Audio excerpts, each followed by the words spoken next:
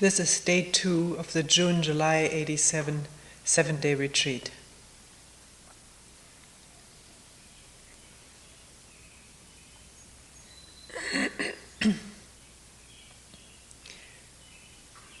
For several people, questions have come up about self-confidence,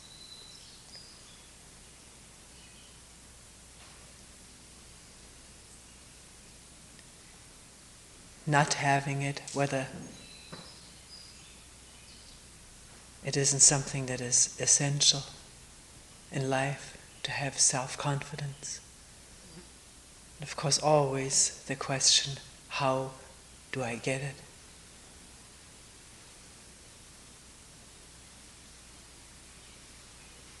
Also questions about success and failure.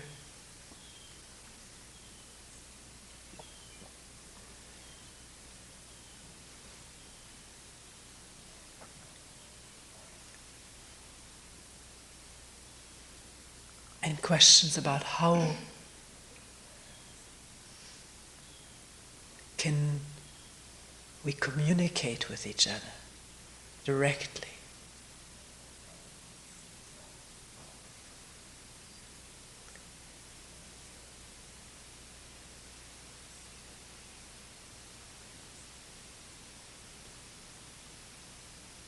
Naturally, spontaneously.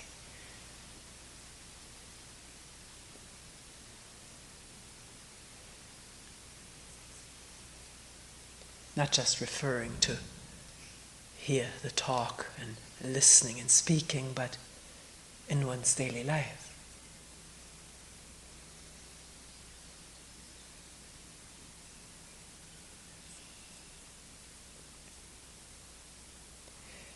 Let us start with the whole question about self-confidence.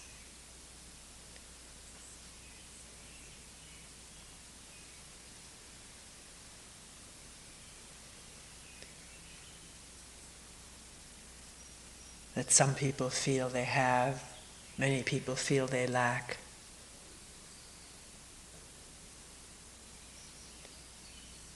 Wishing they had it, so life would be easier.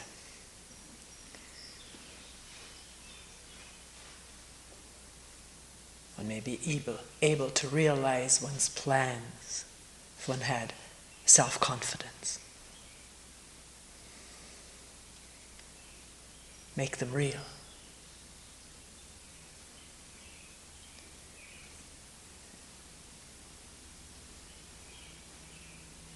What is this whole thing of self-confidence?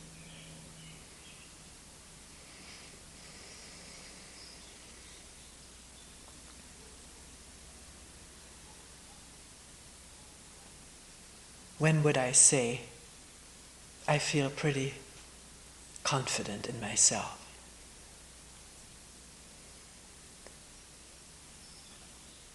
I don't know whether I would say that, but let's take it. What would make one say,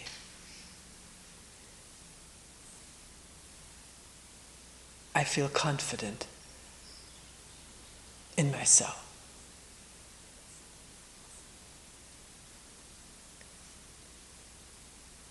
What would such a statement rest on? What would it depend on and rely on?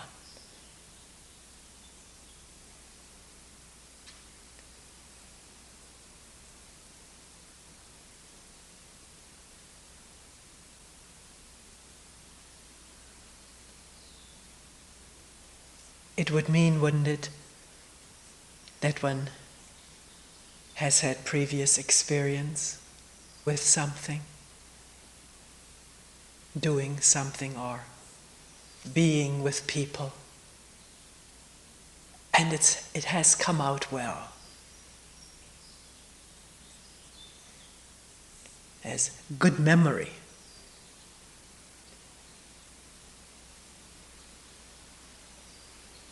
About past experiences.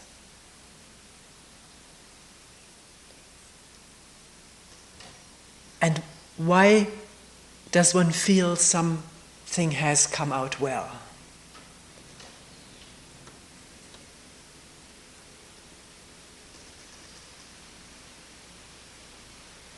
Is it, in most cases, most of the time, that one has gotten positive feedback from other people? People have indicated through words or gestures, looks in their eyes, smile on the face, that they have approved, that they are approving of what one is doing.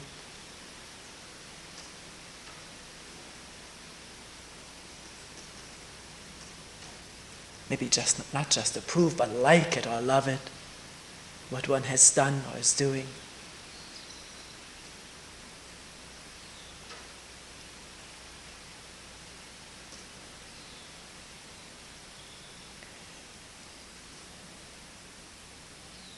Does one have a feeling for oneself, regardless of what other people feel about what one has done or is doing?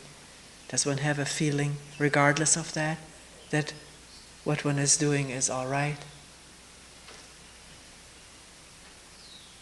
Or does it need almost all the time the approval, the praise from others? Is that, in one's experience, divorceable from approval by others? Just feeling what one is doing is all right, maybe not all the time, but it's okay. Or does one constantly need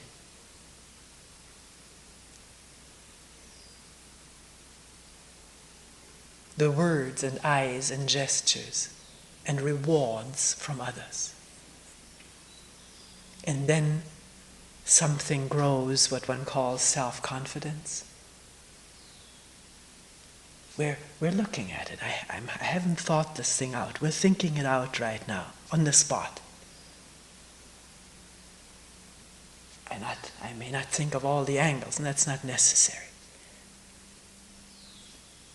Each one can do it for himself, herself, if this is really a problem, to go about it in a similar way.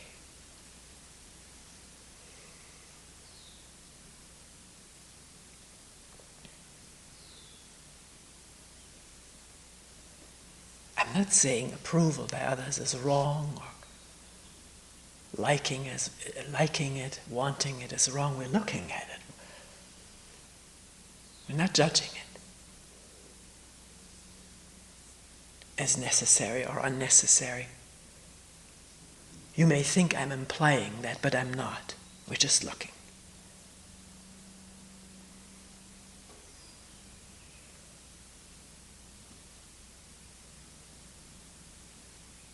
So this question, is it possible to do something and regardless of what anyone says,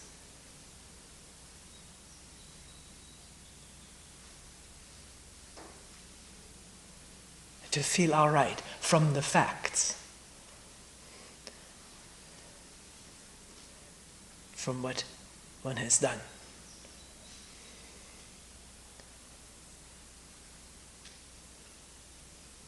Cooked a meal, written a book, built a house, planted a garden, done some scientific work, experimentation, engineering work, computer work.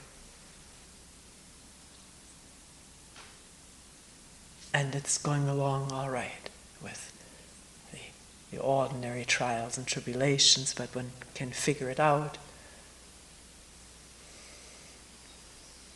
Make up for mistakes, maybe sometimes not make up for mistakes, but the work is going along.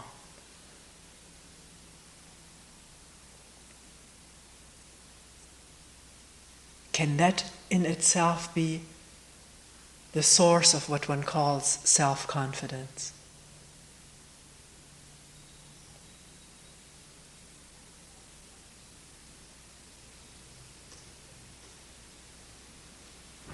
if according to the facts of one's day-to-day, moment-to-moment living, things are turning out all right, when one sees the facts of whether something turns all right or not and adjusts according to the feedback of the facts themselves,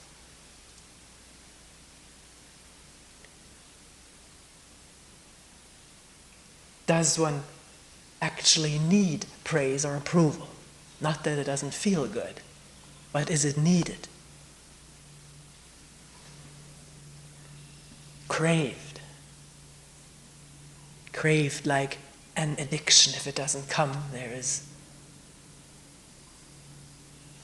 great chaoticness in the system when one needs it, or there's depression or disorder inside.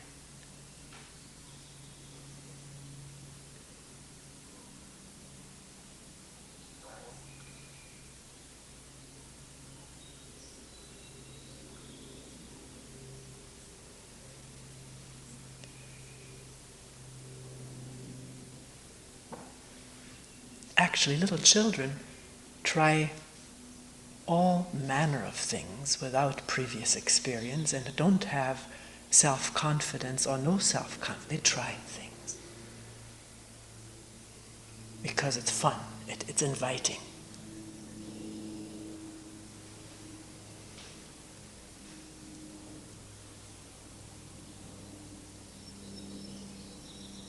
It's fun to learn something, to play around and examine things.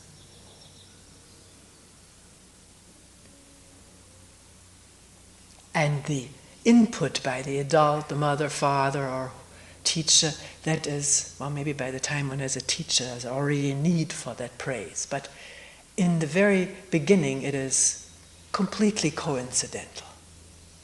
One may say, no, the child needs that, but one has already trained the child to expect that. One observes little children, they do things for their own sake. But if the parent has always praised and built it up with gestures or words, looks, then that is no longer extra, it's part of the need. It becomes a need. I remember once sitting in an airplane, 1 or 2 seats back in the aisle, and there was a little boy, very small, I don't know how old, very young, sitting in the aisle seat with the tray in front, and he was putting quite an elaborate set of blocks together. And I was amazed about the skill and patience with which he put these blocks together. Sometimes they didn't fit together, and there was no frustration with it. It was just a tinkering around until suddenly the thing fit together. Sometimes something fell down. I could see an arm, which I assumed was the mother's arm, picking this thing up, the toy, the piece up and putting it back on the tray. And finally, every block that he had on the tray was worked into this structure. And I was expecting the mother to say something. But she didn't, and I wondered, how come? Because I was very unusual. This is what this mind expected to happen. Later on, I saw that there were about 4 other children that she had. Some sitting in front of her, some sitting beside her, including a little baby. I was smaller than this child, so there was probably no time for that. But clearly this little boy didn't need it.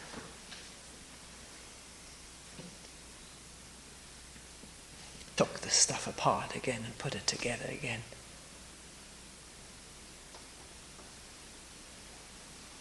Did he have self-confidence?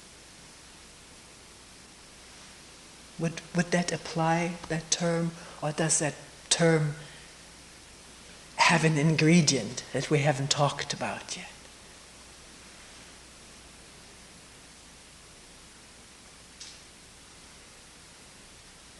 With the absence of praise for what he was doing, nothing was built up in him about, you are good at that.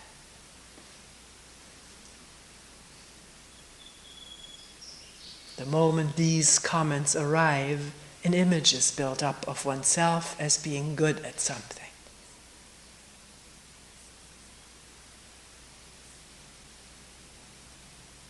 And the good feelings that go with being told that, because there's the tone of the voice of the mother, father, teacher, friend, and that one wants more of that because it feels good. It's like a fix. But in the absence of it, it's not missed.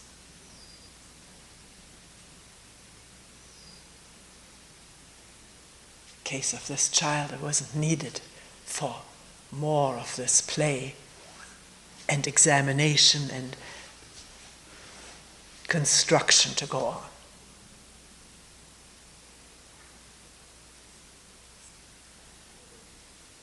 And I wonder whether the next day, if he had these toys again, he would remember, oh, I'm good at that, I have confidence, I can do it. Or whether they were just as inviting as the first time, albeit more skill. But in the absence of someone telling one what one is, good, skillful, talented, better than your little sister or your bigger brother, in the absence of that, what would make for an image? If the parent doesn't have an image of the child and establishes it, if this kind of feedback was absent, I'm not saying it should be absent or let's have a utopian society in which there is no such thing. This is all speculation. I'm just wondering.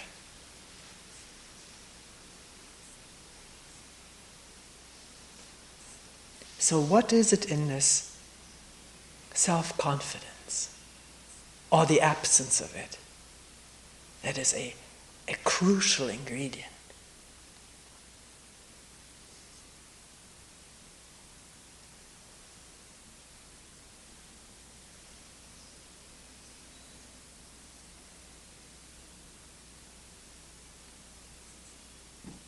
Some people tell me that the way they grew up, the way they were talked to and evaluated by parents and teachers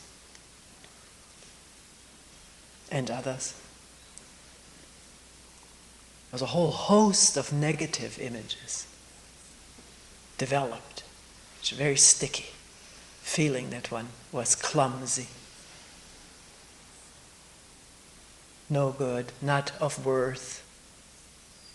One felt compared and always came out on the short end.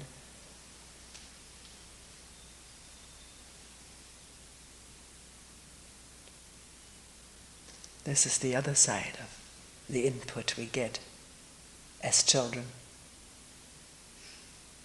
The praise, the positive one, and the confident image that grows out of it, looking for its own nutrition. Once it's established, it needs to be fed.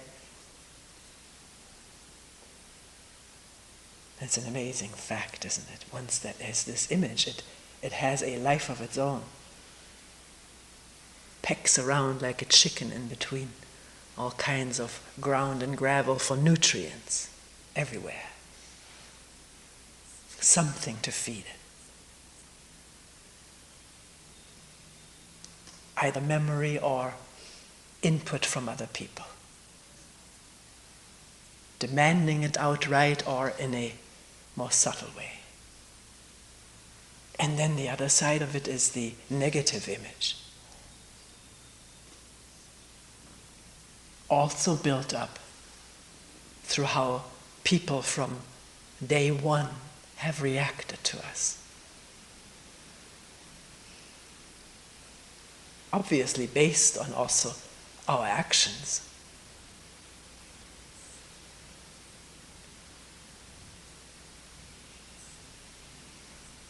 Although an action always has to be compared to be classified. If we didn't have this mechanism, this ability to compare something, we would be at a loss of how to classify it and how to label it.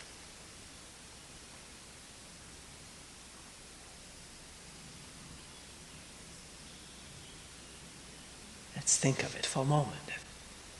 How could one say somebody is clumsy or unskillful, uncoordinated, if there wasn't a standard of coordination already in the mind?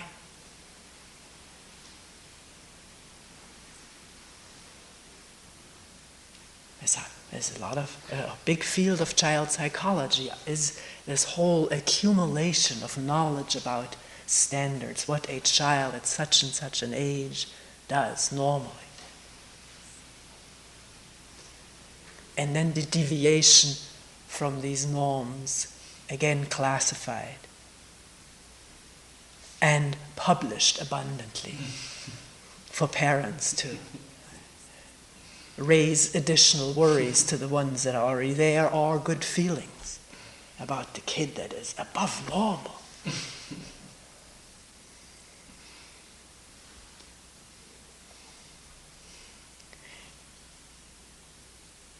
Our daughter-in-law was told, visit after visit, to the physician that her child, Benjamin, was in the lowest 4th percentile of the whole United States in terms of size.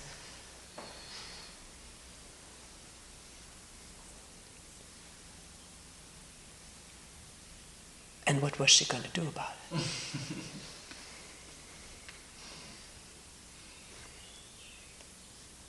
For some reason, it seems that so far it hasn't dawned on Ben yet that he's tiny. I don't know why not, but it hasn't.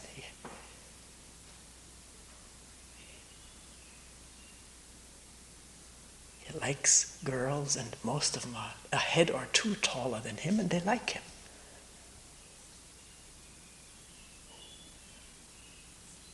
And it's not spoken about at home much, except at the dinner table. Eat so you get to be big. Bigger, like so-and-so. But that to him is just a manipulation which he fights.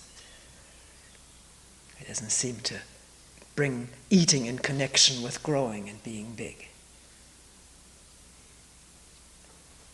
But at some point, these inputs, these comparisons and being categorized, hit one. They become an image.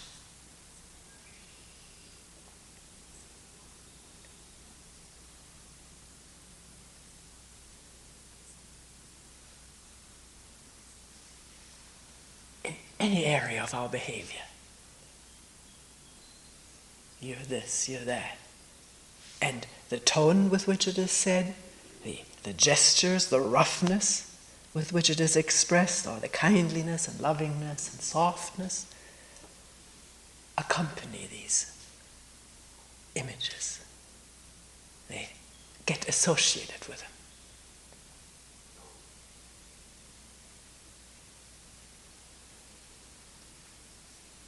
So that growing up, we come to know what we are.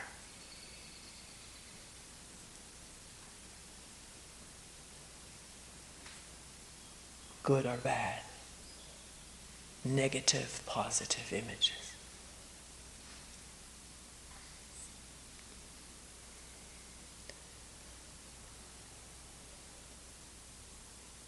Quite a number of people have told me in the course of this working together and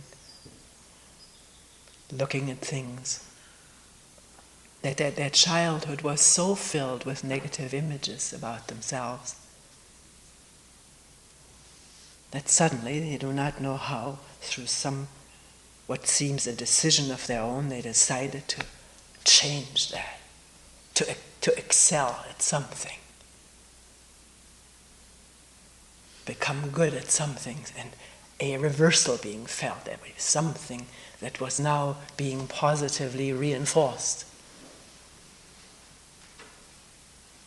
Going to school, going to med school, one person told me.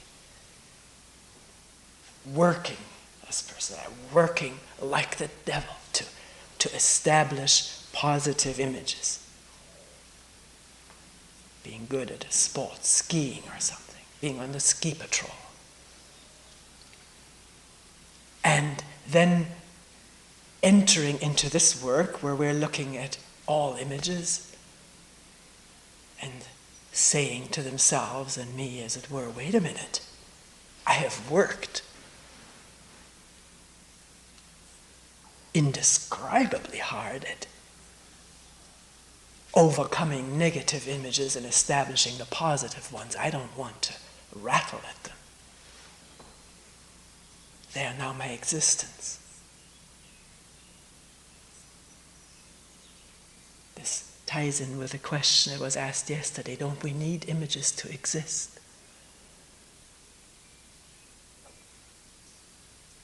If the positive image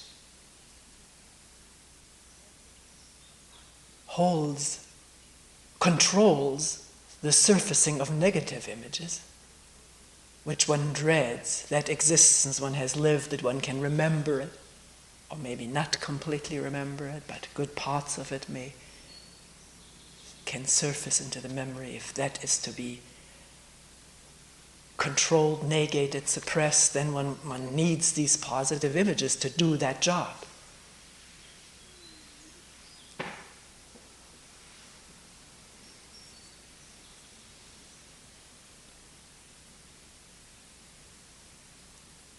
One needs the self-confidence gained from the nurturing of the positive images to hold the negative ones in abeyance.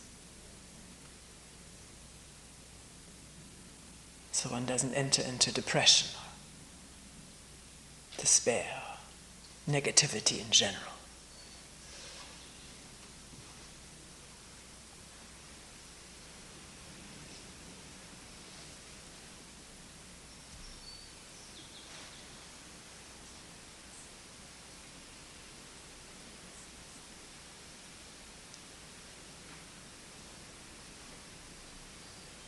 But can't one be on the ski patrol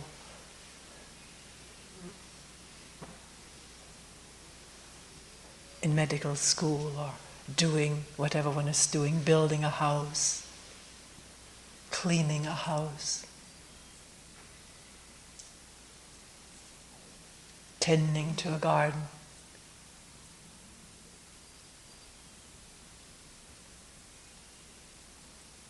taking care of children,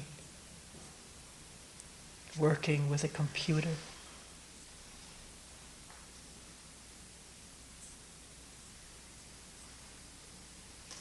Can one do that without nurturing an image? Which means there has to be awareness that this is what it is being used for to some extent or large extent, sometimes completely. One doesn't care about the work, but one cares about the image that it conveys, that it nourishes. And we're asking, does the image have to enter in at all as the crucial factor in what we're doing?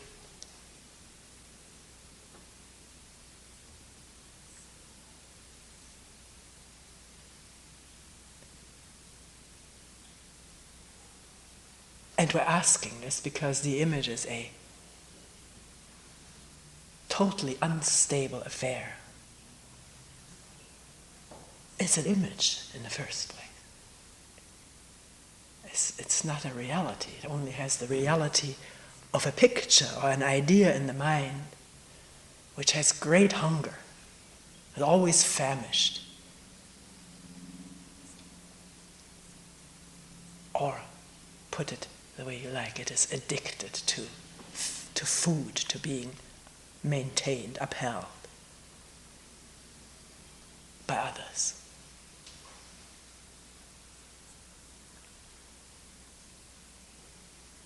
And that maintenance is never guaranteed. It's never assured. A praise today may not come forth tomorrow. Besides, it's needed again tomorrow, but it may not come. Acknowledgement, approval may not come.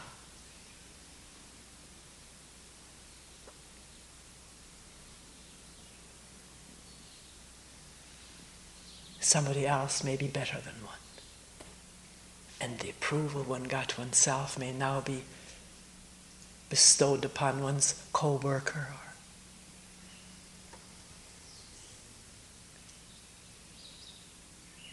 or one makes some mistakes. Our work level, performance levels never even. We may get criticism. Somebody may not like what we're doing. And there's the nosedive into depression.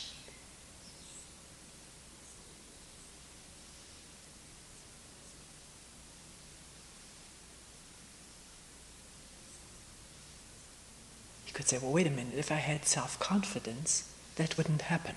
So what is self-confidence? If it is the dependence on the input from others,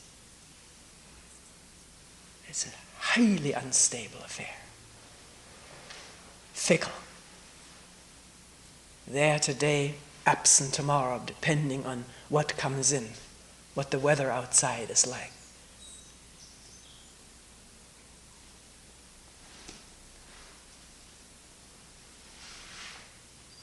Can one observe these things for oneself right now, and as one works and interrelates and thinks about one's future? What is it that one wants?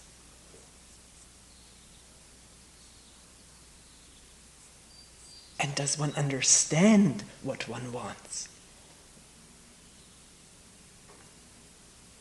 What its sources are?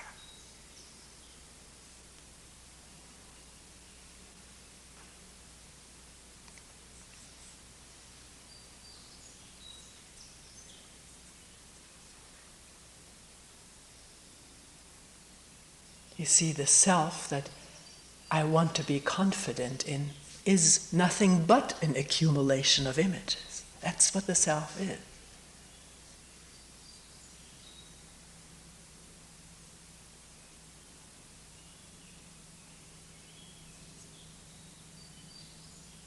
Images garnered from past interactions,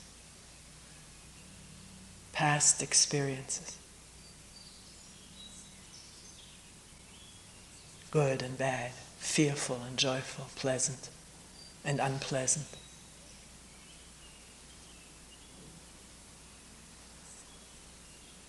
If you don't see it that way, and you want to find out what the self is that one wants to be confident in, examine it, watch it from moment to moment, in interaction.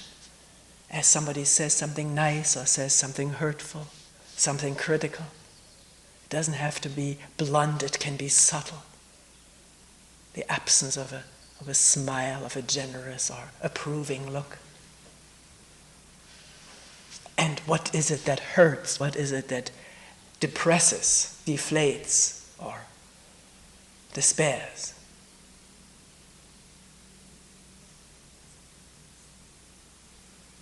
And the thoughts about oneself, as one thinks about oneself, are not any different in effect from thoughts that others voice or express about us. Have the same effect. I'm no good.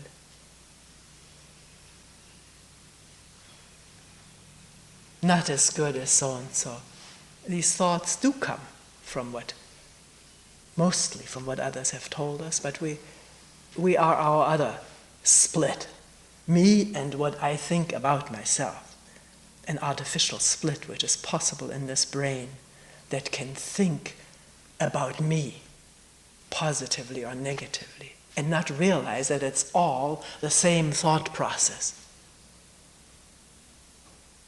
One thought process, but split, as it were, as though it were split into the thinker and what I think about myself.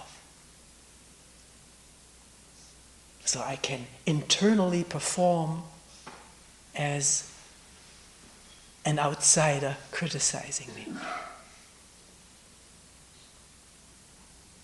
As though there was another entity that was down on myself. People say it all the time, I'm so down on myself. Who on whom? What will bring about this switch to seeing that this is one stream of thoughts, a unitary flow of thoughts? The thought of me, the thought of mine, and the one who has the judgment about my traits, my ways, my skills, or my clumsiness.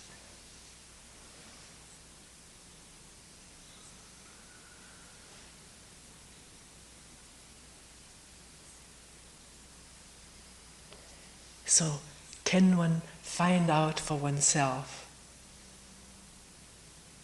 the existence, the functioning, and the consequences of self-image? See it as it is triggered, as it acts, reacts, in whichever way. Feeling boosted, feeling depressed. Can one see that? When one is hurt, it's easiest to see. It's least easy to see when one is praised, because it feels so good.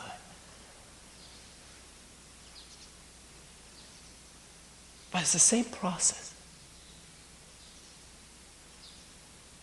And when one is hurt, not just dwell on this hurt and how unfair it was and how insensitive of the person, and the self-pity that feels as some kind of a comfort.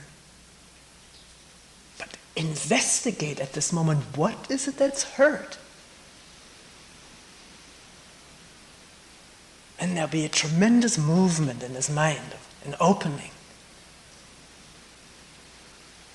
to see that an image has been hurt.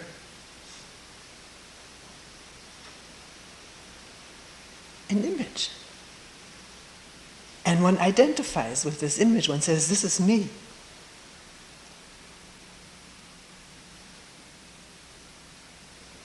And I shouldn't have been hurt, and how it hurts. If there's seeing of this whole process, the hurt stops. It doesn't have to go on.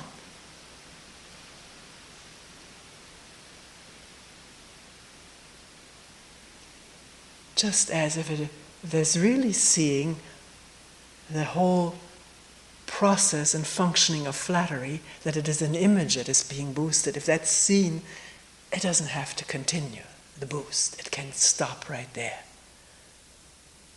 One doesn't need to cut the other person off. One just sees what's happening. A good feeling may be there, but one is aware of the dangers of clinging to that and craving more of it and doing more in order to get more of it. One sees the danger of it.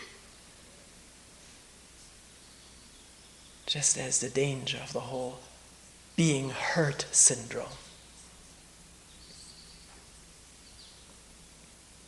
which drains our energies day in and day out, night in and night out.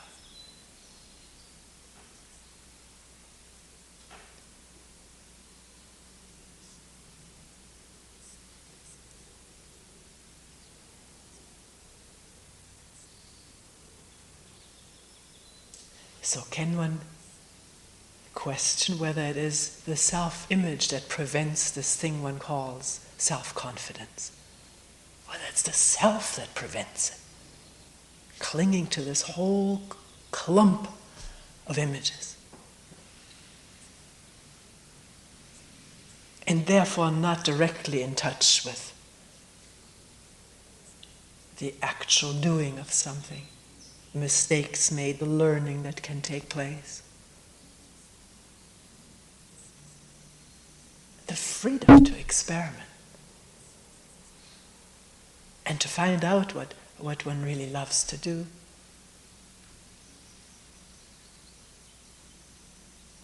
Without immediately using this to boost a new image, to create and boost a new image.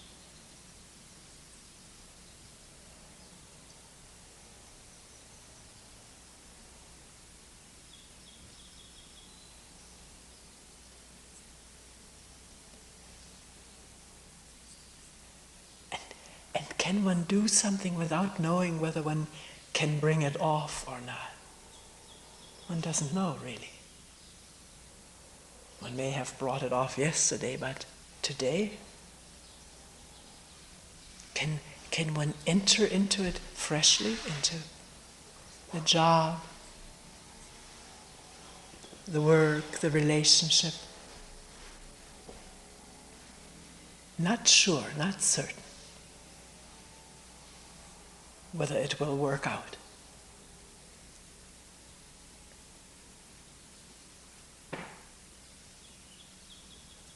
But when the image isn't there to hem in and prod and threaten and beckon, when that's not there, then there's the openness to and the energy.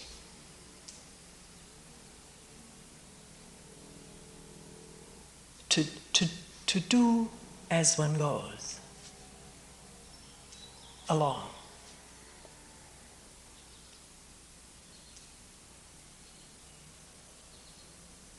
It may not be in a job description of an industrial, commercial job.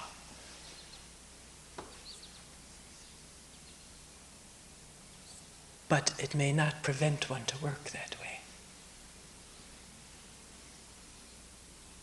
And if it does, there may be not such difficulty in leaving that job if it is demanding self-image, projection of it, submission to it, and all of that.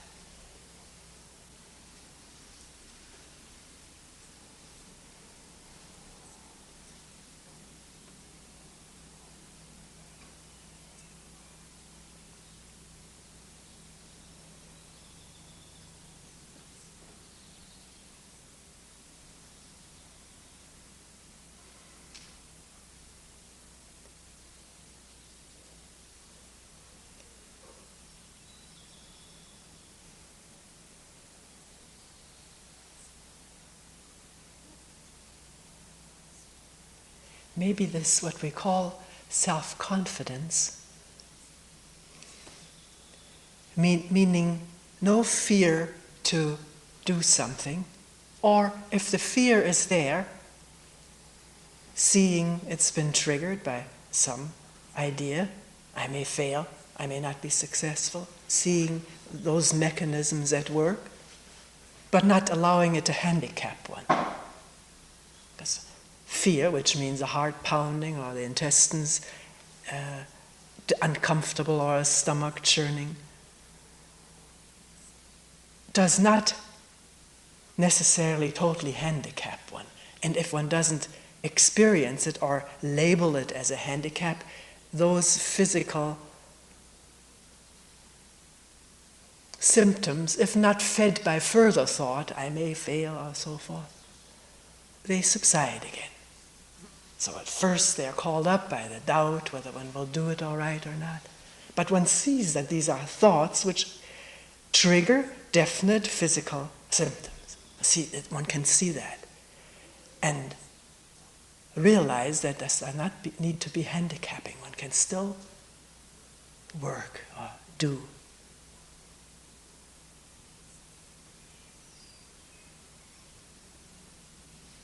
One isn't sure how it's coming out. How could we be? The thought can say, the thought which has been nurtured over years, you're so good at it, you've always done it well, you'll do it well. But it may be wrong. This time one may botch it up.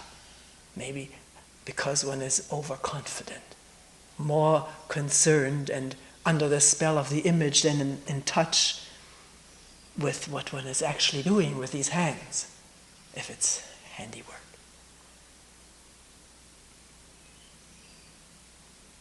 So it's so radical in our society where we have to prepare for everything and prepare ourselves through endless education, exams and tests, testing whether we're good for this job. So radical to enter in on something because one would like to try it, would like to do it, but not knowing how it'll come out. Not certain, which is probably a more realistic feeling than either the certainty or the certainty I can't do it, which usually depends on past images, past categorization. But with the absence of good or bad images, one sees what they are. They will not hold a spell. Even though they're there, they have triggered their symptoms, and yet they do not handicap. There's energy to look, to see, and to learn from looking and listening and being in touch.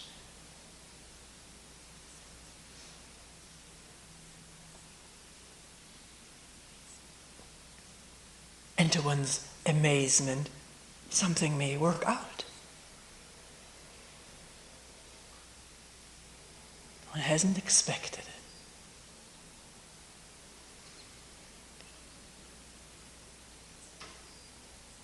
it. The energy, the clarity is there if it isn't bound up in images.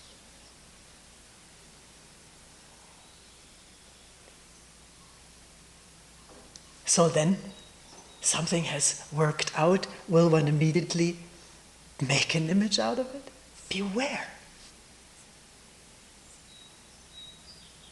It'll come up. These things come up. This is what the brain does. It has done it for thousands of years, so it'll do it now. But one can see it and say no to that. If one doesn't say no, if one doesn't see it, it begins to thrive as a weed and become the important thing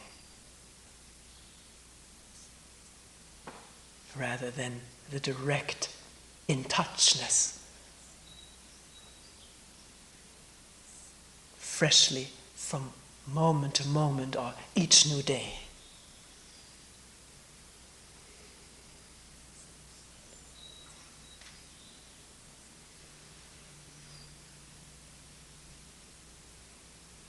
If it's seen, the growth is seen. The danger of it is seen as it manifests in relationship with the work, with the people. Then the feeding may stop and it may wither away. It can wither away just as quickly as it grows up if it's seen and not held on to for dear life. It's not dear life. It's dear no life.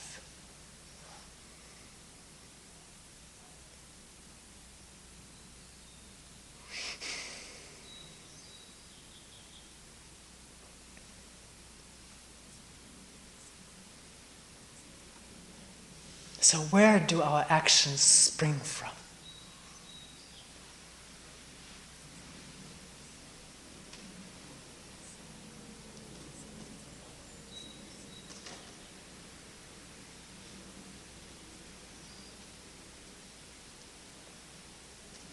Where do our desires for what we want to do, where do they come from?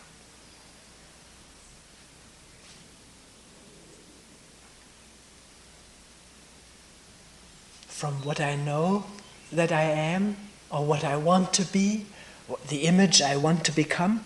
Because we can only become an image in our thoughts.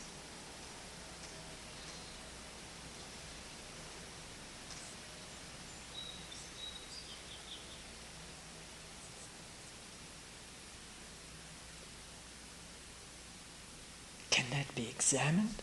The root source of our desires, our actions, or rather reactions.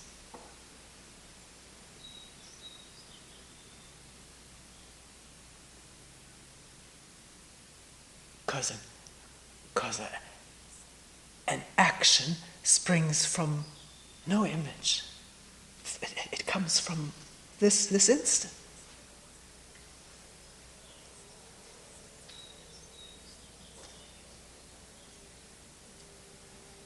Seeing what it is that needs to be done or not be done. So can one examine the source of all of our reactions and desires and moods?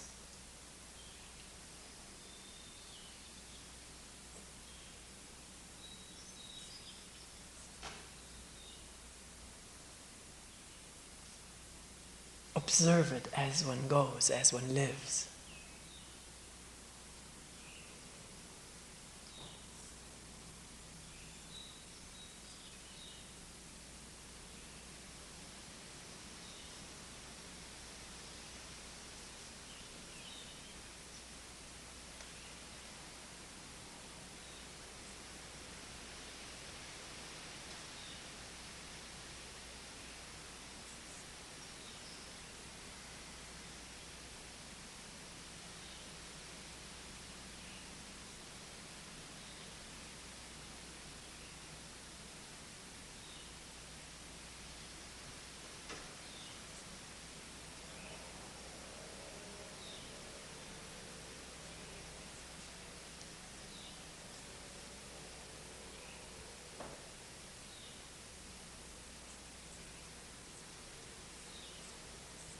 Please, I'm not saying don't think, don't have images, don't prepare. It may be heard that way, but this is not what is said. Find out about it. Let it reveal itself. Have insight into it. With no effort.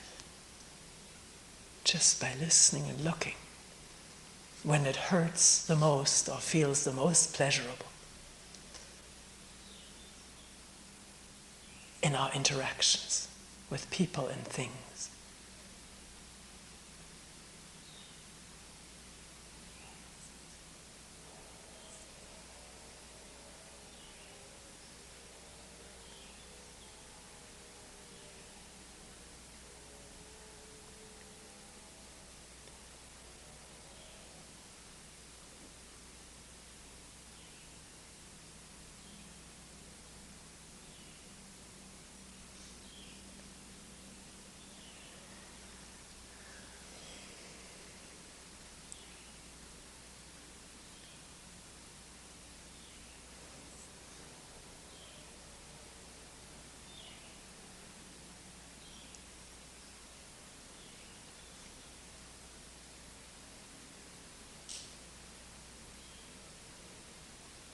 We will end here for today.